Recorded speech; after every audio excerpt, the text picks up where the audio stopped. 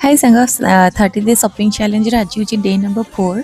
Day number 4 रे मते बहुत सारा काच चूड़ी रिसीव होती आउ दीटा कुर्ता सेट भी रिसीव होती जोटा कि कॉटन रो ता सहित गोटे कट सेट भी रिसीव होती।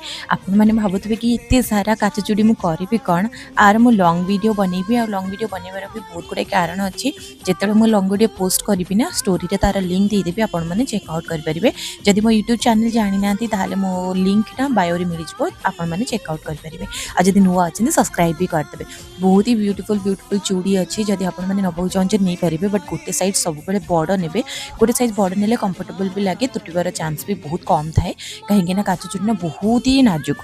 तापर मत कॉटन कुर्ता सेट रिसीव होता गोटे मुझे पिंधि मत एत बढ़िया लगुला सीटा भी मुझे पिंधिकी आपको सर्ट्स वीडियो लॉन्ग वीडियो दुईटा जाक पोस्ट करी आईटा भी बहुत ही ब्यूटीफुल कलर आउ तार कॉम्बिनेशन मैंने प्रिंट वगैरह कॉम्बिनेशन मत बहुत बढ़िया लगे। नेक्स्ट यहाँ था गोटे कट सेट जोटा कि बहुत ही बढ़िया सब लिंक आपको मोर कम्युनिटी पोस्ट मिल जाए जब आप यूट्यूब रे देखुं देन आप जब मत इंस्टा देखुं कमेंट मत लिंक लिखिदेवे आपको सब लिंक मिल जाए। रही बाय।